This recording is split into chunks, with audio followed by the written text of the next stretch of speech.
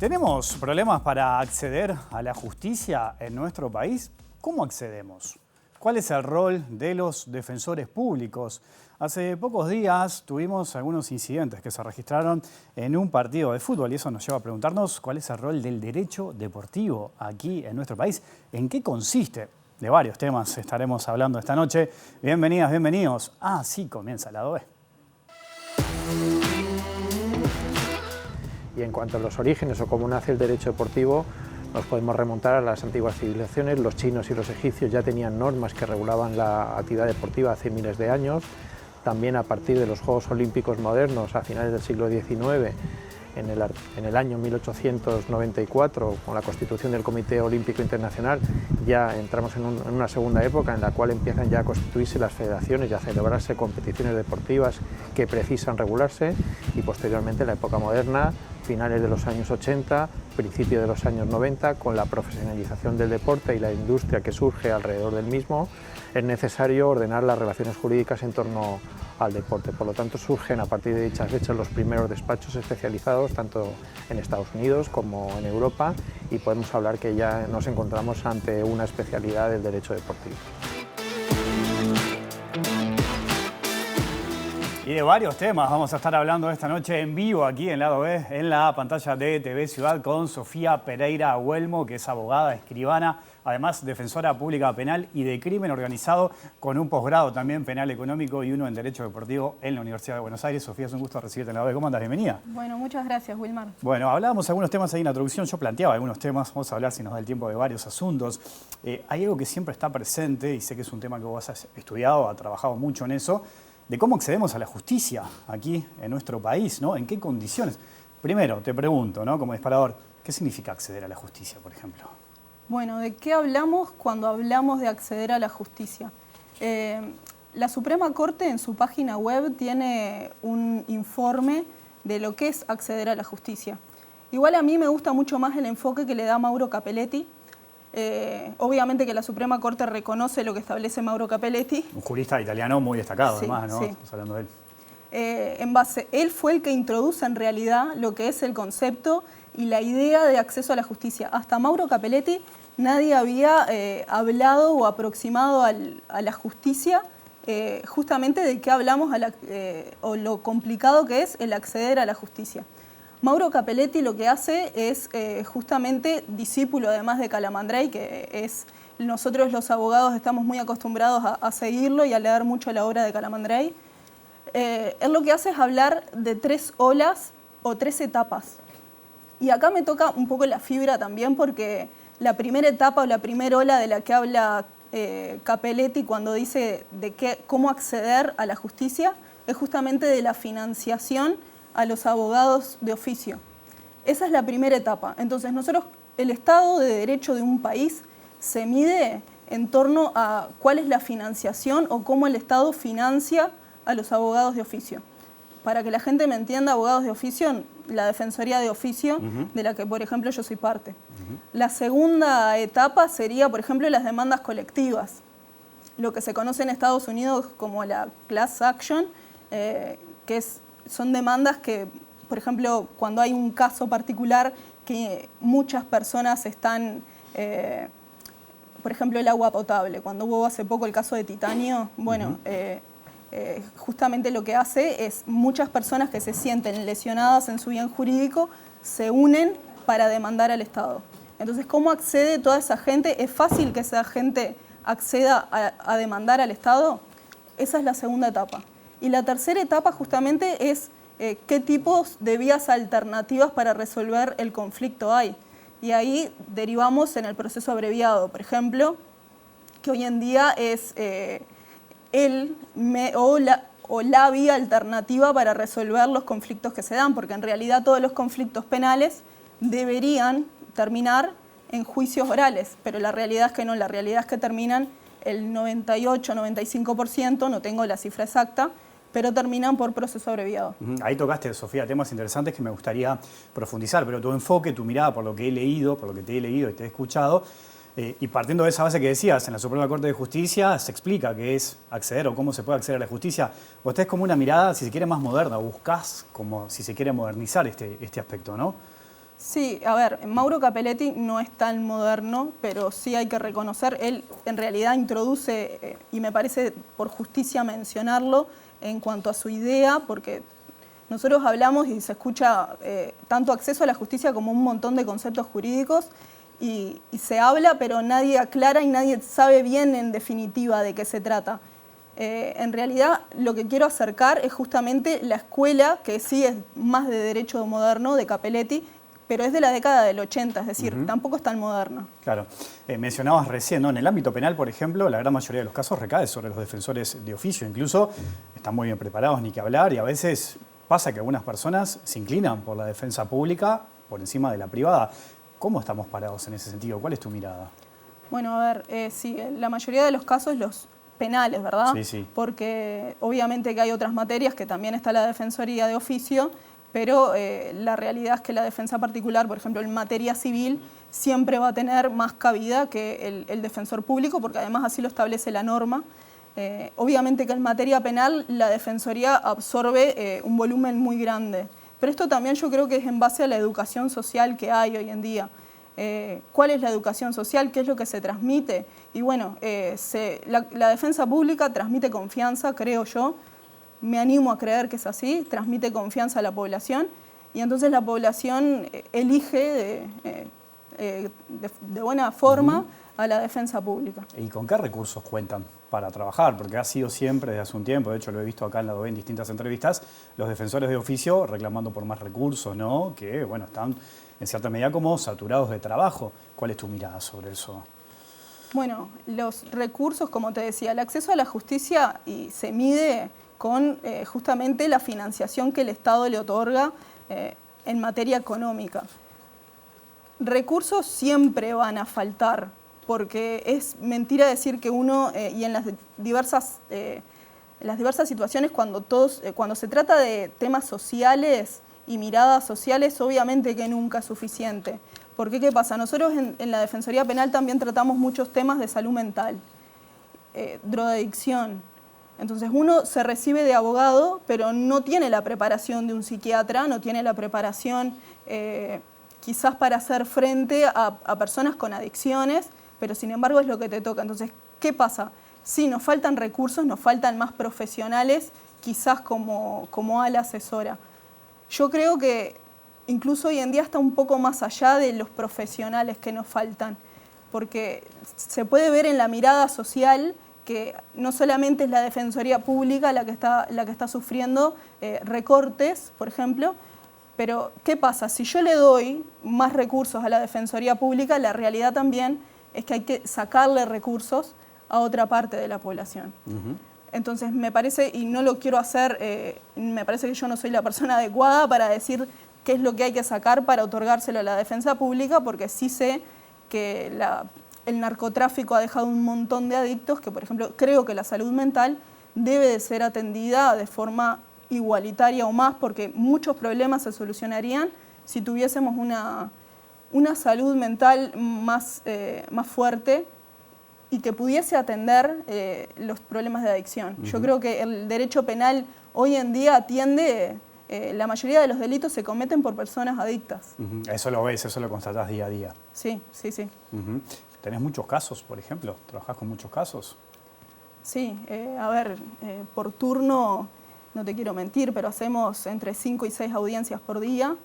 Yo esto creo que ya lo he dicho en varias ocasiones, por turno podemos atender 50 a 60 personas.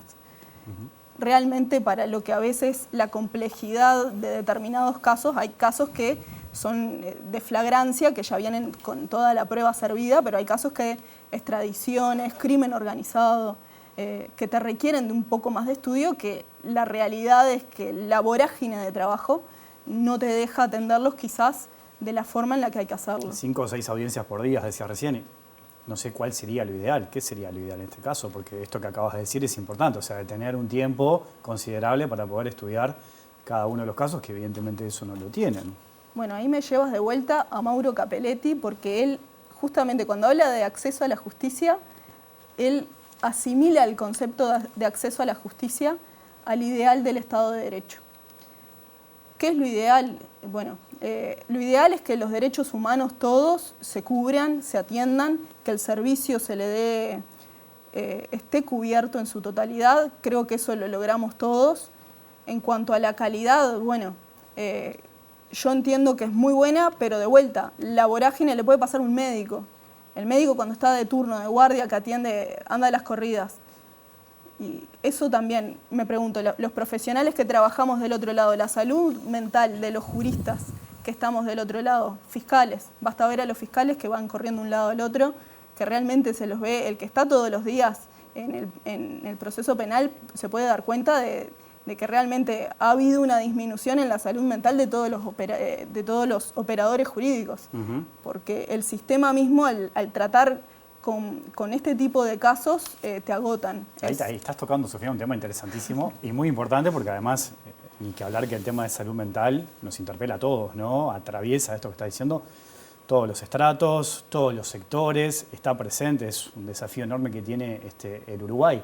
Acá también, porque acá estás hablando de casos que lo tenés presente, pero estás hablando también del desgaste que generan los profesionales al momento de abordar ese tema, ¿no? Sí, sí, sin dudas. Pensaba también, hablando con distintos abogados, abogadas cuando recién comienzan, siempre tienen como un desafío de desprenderse del caso, ¿no? De no compenetrarse, de no sentirse. ¿Te pasó eso también al principio? ¿O te sigue pasando, capaz? Yo la verdad que puedo separar bien. Ajá. No siento que la compenetración con las personas sea, en mi vida por lo menos, un problema. Puedo separar bien una vez que ya estoy afuera, estoy afuera. Recién mencionabas un tema que era importante y los procesos abreviados, ¿no? Por un lado eso, también los juicios orales. ¿Qué mirada tenés? Porque bueno, hay muchos casos que se resuelven a través de este procedimiento, incluso algunos muy importantes que hemos tratado periodísticamente el año pasado, caso Astesiano, por ejemplo. ¿Qué mirada tenés de ese elemento? Bueno, a ver, hay casos que inevitablemente se tienen que resolver por juicio oral. Los casos de los homicidios, o simplemente porque la persona elige ir a juicio oral, porque también recordemos que no es obligación recurrir a una vía alternativa. Si la persona dice, bueno, a mí que me prueben realmente la investigación que tienen en mi contra, ahí está eligiendo llevar su caso ante otro juez que no va a ser el que lo formalizó, sino ante un juez de juicio oral. La realidad es que ahí va a pesar mucho el asesoramiento de la defensa, porque si realmente están dadas las condiciones para hacer un juicio oral, es decir, tengo algo por lo que pelear, sí, conviene, por supuesto, son los menos los casos, sobre todo cuando te mencionaba el tema de los homicidios, es porque el código en su pena mínima establece, por ejemplo, ya te digo, copamiento, el homicidio especialmente agravado, todos esos delitos que en su mínima superan los 4 años, que es lo que pide el código, van a ir necesariamente a juicio oral. Mencionaba recién en la introducción, tenés un posgrado en Derecho Deportivo por la Universidad de Buenos Aires, te apasiona el fútbol, estás vinculada al fútbol. Cambiándome de chip rápido. Cambiando de tema, pero siguiendo con el derecho, en realidad. Es otro de los mostradores que vos atendés también. Cambiamos, nos vamos al fútbol. Tenemos en común que nos apasiona el fútbol también. Y vos, por ejemplo, entre otras cosas, le cuento a la gente que trabajaste en el Estatuto del Jugador, ¿no? Un tema que generó bastante, te estás riendo porque sabés que esto es un tema polémico, que incluso generó un paro, por ejemplo, el año pasado, de los futbolistas. Eras delegada de Atenas de San Carlos, ¿no? Vos sos de San Carlos, además. Es un equipo que obviamente... Saludo a toda la gente de San Carlos. Saludo a la gente de San Carlos también, muchísima gente que nos sigue ahí, además. Y has trabajado en ese tema. En el Té Disparador veíamos como una introducción al derecho deportivo, porque mucha gente puede pensar, bueno, ¿qué es el derecho deportivo? ¿Para qué sirve? Vayamos con eso primero, con esa definición, y después vamos a otros temas. Bueno, sí. Yo en realidad en el derecho deportivo estoy desde que me recibí de abogada. ¿Por qué? Porque cuando me recibo de abogada tenía que hacer un trabajo final y tenía que elegir qué tema. Yo ahí tenía 25 años y elegí un tema que ya de por sí siempre me gustó el deporte. Yo hago surf, no tiene nada que ver con el fútbol, pero no deja de ser derecho deportivo. Entonces tenía que elegir un tema y bueno, elegí la transferencia de los jugadores económica y federativa en el derecho deportivo y bueno, ahí fue mi primera visión, mi primer acercamiento a lo que es el derecho deportivo. Para mí el derecho deportivo, amo el derecho penal, pero el derecho deportivo es una pasión también, que por suerte pude empezar a aplicarla con Atenas, ¿no? Atenas es un club de mi ciudad, de San Carlos, Mi familia siempre estuvo muy relacionada al club y bueno, yo fui directiva y el año pasado era la delegada en AUF. ¿Cómo se aplica el derecho deportivo, por ejemplo, en una institución como Atenas? Bueno, Atenas el año pasado que volvió a retomar como asociación civil. Claro, pues fue una SAD, ¿no? Fue una sociedad anónima deportiva. Siempre fue una asociación civil. Para que la gente entienda, es una forma jurídica la que siempre todos los clubes del Uruguay han tenido, han adoptado.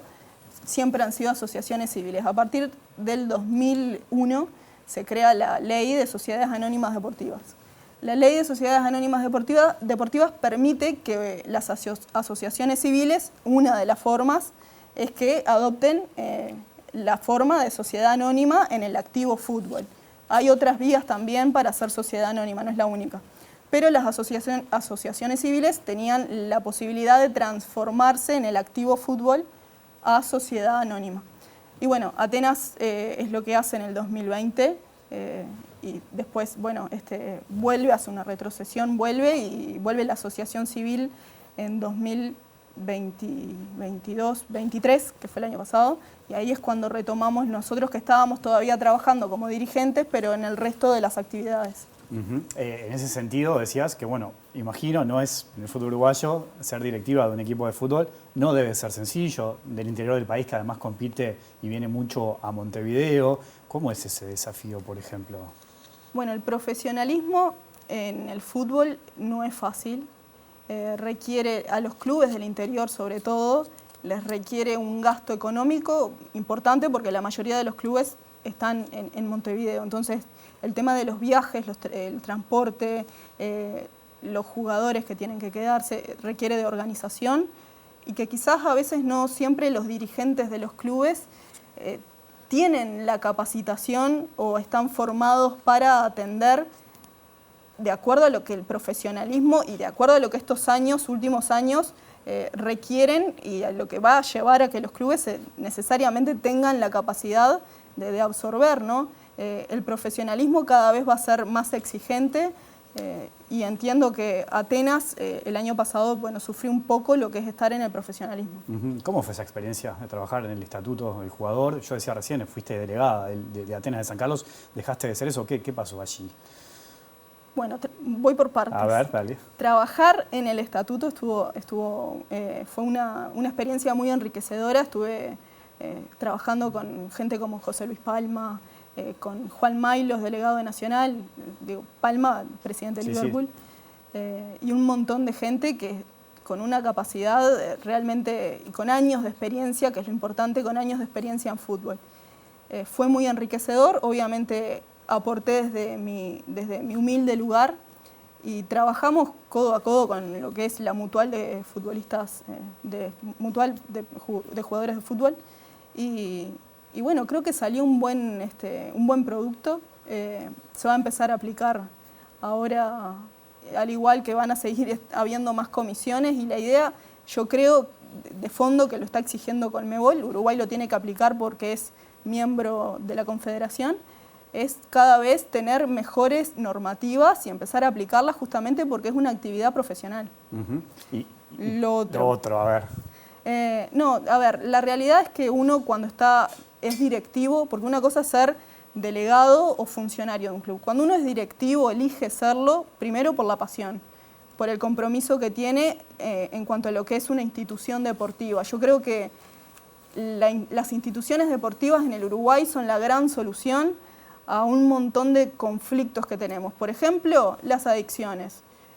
Tienen que haber clubes en todas las ciudades del Uruguay, son necesarias y obviamente que mi compromiso empezó por ahí. Empezó obviamente desde lo que yo puedo aportar, que es la creación normativa, el asesoramiento y la colaboración con mis otros amigos, colegas de la directiva.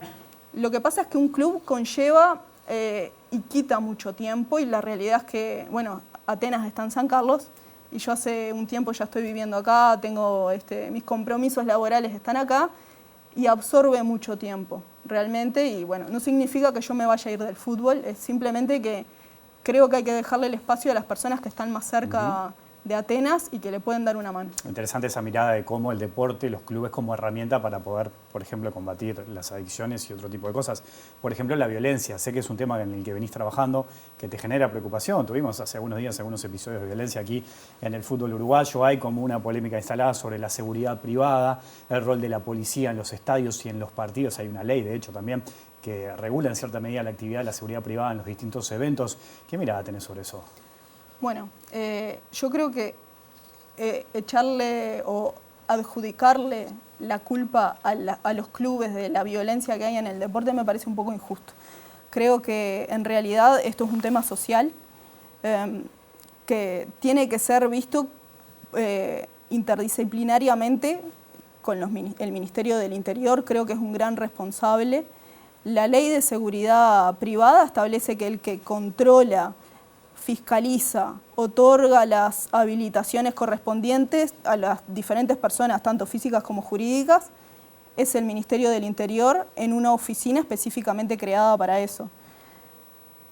¿Quién integra la oficina? La verdad no surge de... Yo incluso estuve averiguando en el Ministerio del Interior, no surge.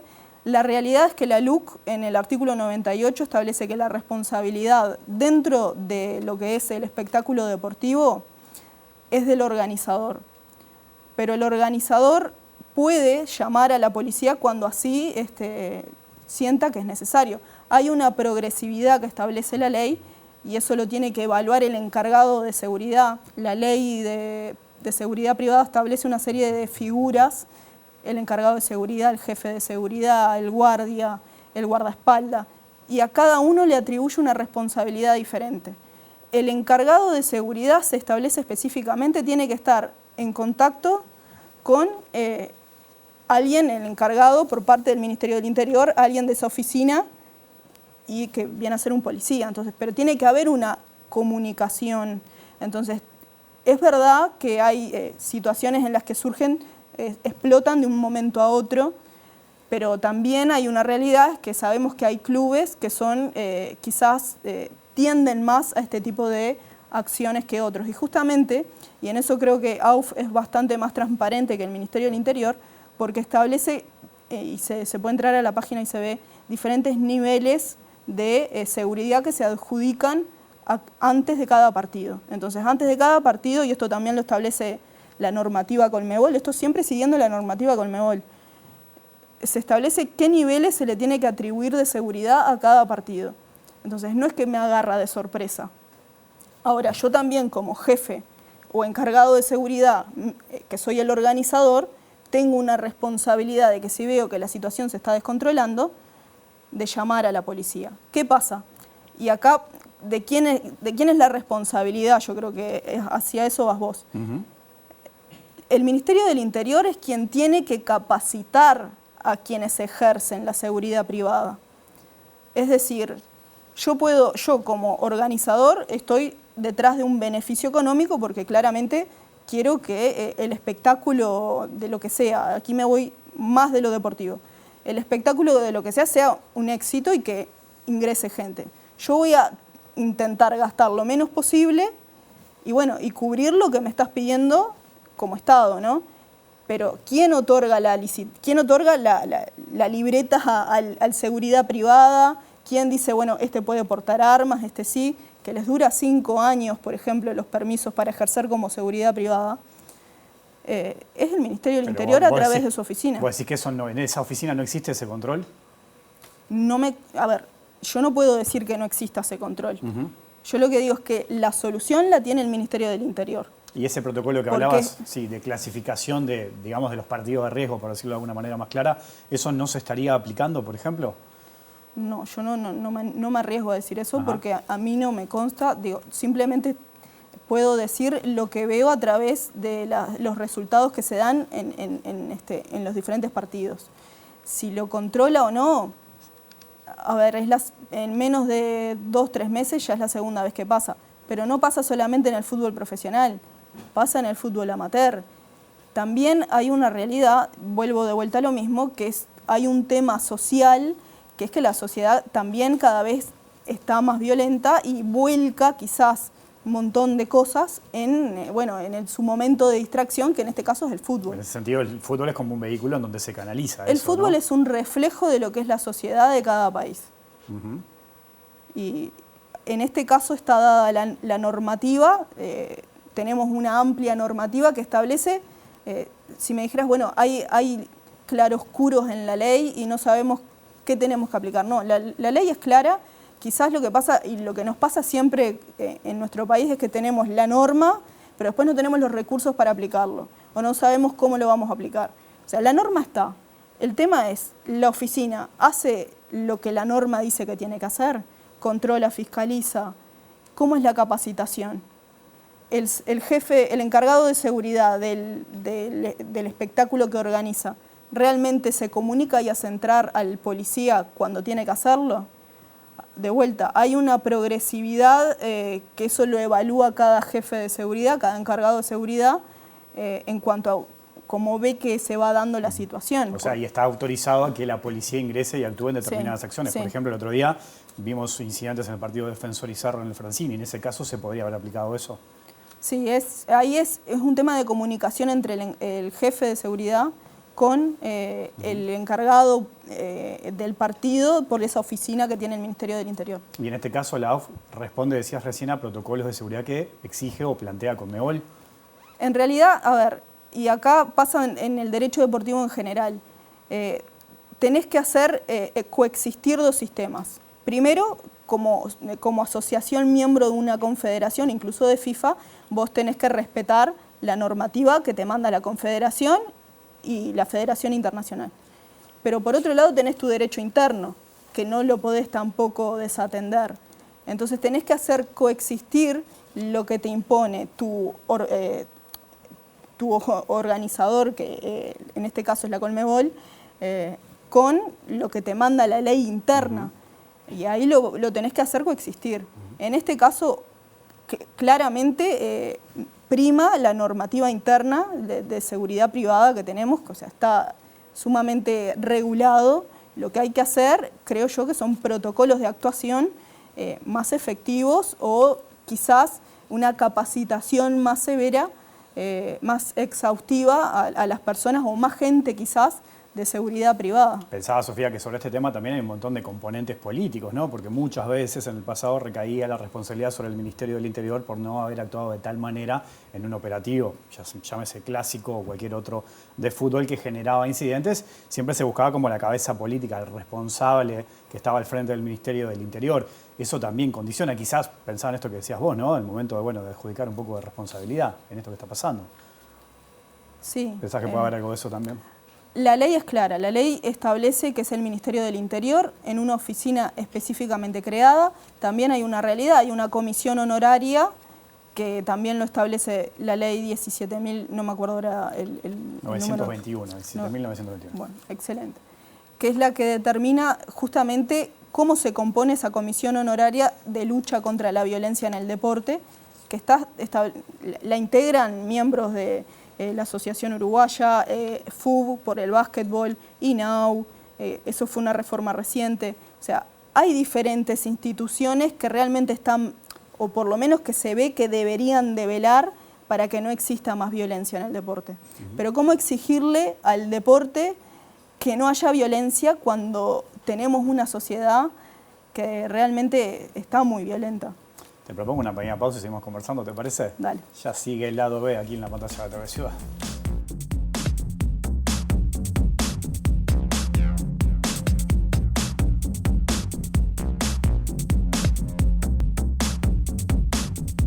Seguimos en vivo aquí en lado B en la pantalla de TV Ciudad conversando con la abogada Sofía Pereira Huelmo. Hoy hablábamos vamos a seguir hablando de fútbol, ¿te parece? Bueno. ¿Del deporte? Sí.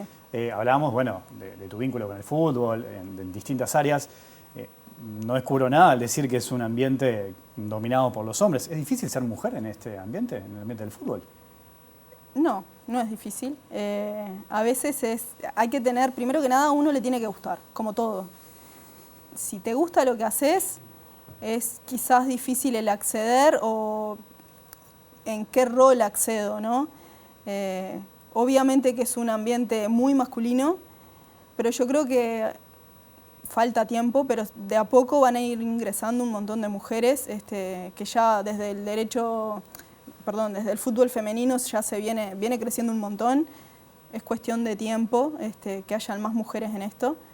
Es difícil para que quien quizás no tiene el perfil o el carácter para estar. Eso sí es una realidad. Yo destacaba tu posgrado en Derecho Deportivo, ¿no? Me comentabas también y sé que has viajado con esa intención de perfeccionarte, de conocer otras experiencias. Nuestro país, ¿no? Por nuestras características, ¿está como abierto, por ejemplo, a seguir avanzando en esa materia a nivel de clubes, a nivel de la sociedad? ¿Qué mirada tenés partiendo de tu experiencia internacional? Bueno, ojalá. Hay mucho por hacer en el fútbol. No solamente en el ámbito profesional, sino que en el fútbol del interior. Hay mucho por hacer. Se requiere capacitar dirigentes, jugadores. Los clubes demandan mucho tiempo, pero solamente se ve la parte deportiva. Detrás de la parte deportiva hay toda una parte administrativa, estratégica, política, legal, que es la que no se ve, es complicada y te diría que incide tanto como la parte deportiva. Falta mucho, hay cada vez más el fútbol, y esto en materia jurídica está creciendo un montón. Obviamente que, por ejemplo, el posgrado que yo tengo es en Argentina, hay posgrados en Brasil, hay posgrados en Europa claramente. Esto va a ir creciendo un montón. Lo importante es que la gente se capacite y que los que tenemos una capacitación podamos también devolverla y transmitirla a todos aquellos que no la tienen. Porque, de vuelta, el que está por esto en el fútbol porque le gusta, lo más lindo que hay es ver que el fútbol uruguayo vaya creciendo en comparación con lo que es la región primero, y obviamente que se ponga a la altura a nivel internacional y mundial. En algunas cosas estamos lejos, ¿no? No tanto como creemos. Yo creo que es cuestión de voluntad, de traer a la gente que está muy capacitada y empezar a mostrar voluntad también por parte de todos los que son interlocutores del fútbol. Jugadores, hay mucho por hacer en materia de jugadores por capacitarlos a ellos. Ellos son los principales que habría que capacitar, y después también el lado dirigencial. Los dirigentes hay que capacitarlos también, porque no es fácil estar a cargo. Hoy en día los clubes te diría que son una empresa. Dentro de poco va a empezar a regir el fair play financiero, que viene a ser un controlador de la parte económica de los clubes. Es como una especie de sanidad económica, pero esto siempre en beneficio, obviamente, de que los clubes estén sanos económicamente. Pero para esto hay que capacitar a quienes están a cargo de llevar la parte contable y también de asesorarlos en cuanto a que, bueno, a ver, ¿qué es lo que está pasando dentro de este club que no están dando? Porque obviamente que club que no anda es un lastre, ¿no? Y me quedo con eso que decía Sofía bien al comienzo del deporte como rol social, ¿no? Sobre todo pensando en los más jóvenes, en los chiquilines que juegan, las chiquilinas también. El deporte permite que puedan estudiar, se puedan alimentar, temas de salud, bueno, que tengan también la oportunidad laboral, no dejan de ser trabajadores también los futbolistas, obviamente, del fútbol profesional, y me quedo con eso de profesionalizar toda la actividad, incluidos los dirigentes. Te agradezco mucho la visita esta noche aquí al lado de Sofía. Muchas gracias por invitarme, un placer haber estado acá. Hasta la próxima. Nos vamos, volvemos mañana después de las 20 horas. Que pasen bien, chao.